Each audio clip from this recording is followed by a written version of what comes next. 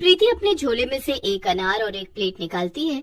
वो प्लेट में अनार के दाने छुड़ा कर रखने लगती है। थोड़ी देर के बाद वो अनार के दाने छुड़ा लेती है। तब तक बच्चों ने पहाड़ा लिख लिया था और वे अपनी अपनी कॉपी लेकर प्रीति के पास आने लगे। प्रीति बच्चों की कॉपी चेक करती जाती और साथ साथ अनार भी खा रही थी। सबकी कॉपी चेक करने से पहले उसने अपना अनार खत्म कर लिया था। अनार तो खत्म हो गया, मुझे अभी और भूख लग रही है, केले खा लेती हूँ।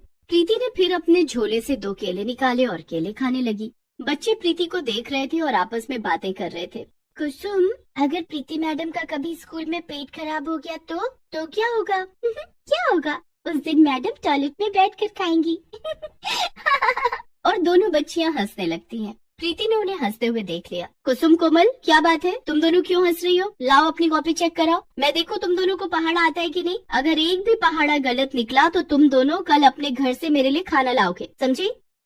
कोमल, प्रीति मैडम की सजा भी कितनी आसान है ना। घर से खाना लाना कौन सी बड़ी बात है। मम्मी को बोल दूंगी टिफिन में खाना ज्यादा रख देंगी। प्रीति सभी बच्चों की कॉपियां चेक कर रही थी कि तभी लंच ब्रेक हो गया। सभी बच्चों खाना खा लो, इतना कहकर प्रीति अपना झोला उठाकर कॉमन रूम में चली गई। वहाँ दूसरे टीचर भी अपना अपना लंच बॉक्स लेकर आ गए। अरे प्रीति, आज क्या लाई हो अपने पिटारे में? आज मैं कढ़ी चावल लाई हूँ। इतना कहकर प्रीति ने झोले में से 4 डब्बे बाहर निकाले। उसने डब्बा खोला तो 2 डब्बे में चावल और 2 डब्बे में कढ़ी रखे थे। अरे, ये 2-2 डब्बे? किसी और के लिए भी खाना लाई हो क्या? नहीं, ये दोनों डब्बे मेरे लिए हैं। मुझे कढ़ी चावल बहुत पसंद है। सबने खाना खाया, लेकिन प्रीति ने 2-2 डब्बा खाना खाया। खाना खाने के बाद प्रीति ने अपने झोले में से रबड़ी और गुलाब जामुन निकाल कर खाया। इतना खाने के बाद प्रीति ने बड़ी जोर की लंबी डकार मारी। प्रीति रोज इतना ही खाती थी।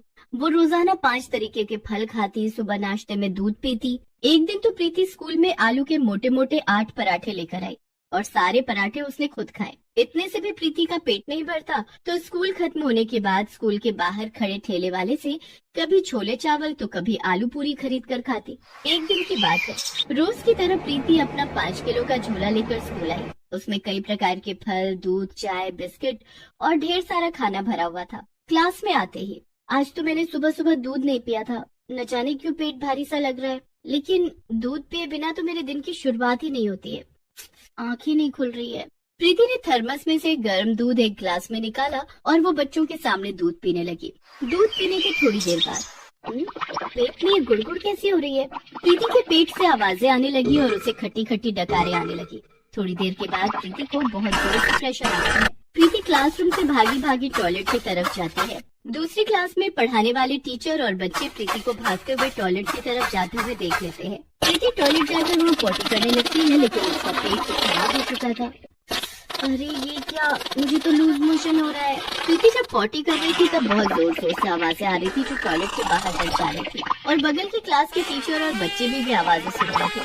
टॉयलेट से बहुत गंदी बदबू भी निकल कर क्लास तक जा रही थी। सभी बच्चों और टीचर ने अपने अपने हाथों से अपने कान और नाक बंद कर लिए। प्रीति बहुत देर तक पॉटी करती रही। उसके पेट में बहुत तेज मरोड़ हो रहा था। प्रीति टॉयलेट में बैठी बैठी सोचती है, कल रात मैंने ढेर सारे छोले खाए हैं, कहीं मेरा पेट उसी से तो नहीं खराब हो गया। काफी देर हो गई। जब प्रीति टॉयलेट से बाहर नहीं आई तो सफाई कर्मचारी मधु ने प्रीति को बाहर से आवाज लगाई, प्रीति मैडम, क्या बात है? आपकी तबीयत तो ठीक है ना? हाँ मधु, आती हूँ मैं थोड़ी देर में। कुछ देर के बाद प्रीति टॉयलेट के बाहर आई और हाथ मुंह धोकर क्लासरूम में गई। तभी कुसुम ने प्रीति से कहा, मैडम, आपने जो कल होमवर्क दिया था उसमें से मुझे कुछ पूछना है। कुछ इंग्लिश के वर्ड की मीनिंग मुझे समझ नहीं आई, आप बता दीजिए। तभी कोमल ने कहा, हाँ मैडम, आपने जो मैथ्स के सवाल दिए थे वो भी हमारी समझ में नहीं आए। बच्चे अपनी अपनी प्रॉब्लम्स प्रीति को बता रहे थे, लेकिन प्रीति को तो कुछ सुनाई ही नहीं पड़ रहा था। उसे सुनाई पड़ रही थी तो सिर्फ उसके पेट से आ रही गुड़-गुड़ की आवाज। प्रीति के पेट में फिर से बहुत तेज मरोड़े उठने लगी और उसे बहुत तेज प्रेशर आ गया। प्रीति टॉयलेट की तरफ भागी, लेकिन प्रेशर इतना तेज था कि प्रीति की पॉटी निकल गई। वो लूज मोशन करते हुए टॉयलेट पहुंची। प्रीति ने पूरा फ्लोर पॉटी से गंदा कर दिया था। पूरे स्कूल में पॉटी की बदबू फैल गई थी। दूसरी कक्षा में पढ़ रहे बच्चे अपनी अपनी क्लास से बाहर आ गए। अरे, यहाँ तो किसी ने पॉटी कर दी। ये पॉटी प्रीति मैडम ने की होगी। हमने उन्हें भागकर टॉयलेट की तरफ जाते हुए देखा था। इधर प्रीति टॉयलेट में थी और उसे लगातार लूज मोशन हो रहा था। वो टॉयलेट से उठ भी नहीं पा रही थी। जैसे ही वो उठकर हाथ धोती उसे फिर से टॉयलेट लग जाता। इधर गंदगी और बदबू से परेशान होकर स्कूल के सभी टीचर और बच्चे स्कूल छोड़कर बाहर खड़े हो जाते हैं। बात प्रिंसिपल मैडम तक पहुंच जाती है। ये किसकी करतूत है? किसने पूरे स्कूल को गंदा किया है? और किसकी करतूत होगी? उसी की जो रोज झोले में 5 किलो खाना लेकर आती है। इतना खाएगी तो पेट खराब होगा ही। अब हमारा जीना दूभर कर दिया है। स्कूल में 1 मिनट भी रुका नहीं जा रहा। प्रिंसिपल मैडम ने मधु को बुलवाकर पूरे स्कूल में साफ सफाई करवाई। प्रीति कहाँ है?